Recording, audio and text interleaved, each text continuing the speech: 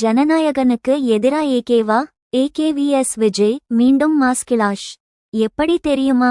விஜய் நடித்த கடைசி படமாக ஜனநாயகன் வருகிற ஜனவரி 9ஆம் தேதி ரிலீஸ் செய்யப்படுகிறது.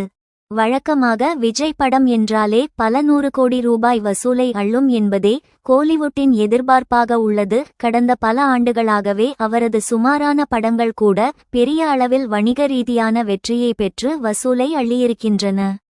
இந்த சூழலில் மேலும் ஒரு புதிய தகவல் வெளியாகியுள்ளது. நடிகர் அஜித்குமார் நடித்த மங்காத்தா படத்தை ரீரிலீஸ் செய்ய ரெட் ஜெயண்ட் மூவிஸ் முடிவு செய்துள்ளது. வருகிற ஜனவரி 23ஆம் தேதி அஜித்குமார் நடித்த மங்காத்தா படம் ரீரிலீஸ் ஆகிறது.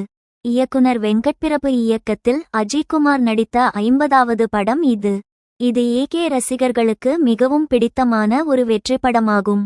வருகிற ஜனவரி 23ஆம் தேதி மங்காத்தா ரீரிலீஸ் செய்யப்படுவதால் 9ஆம் தேதி ரிலீஸ் செய்யப்படும் ஜனநாயகன் படம் தொடர்ந்து 3 வாரங்கள் தியேட்டர்களில் ஓடுவதில் சிக்கல் ஏற்பட அதிக வாய்ப்புள்ளது.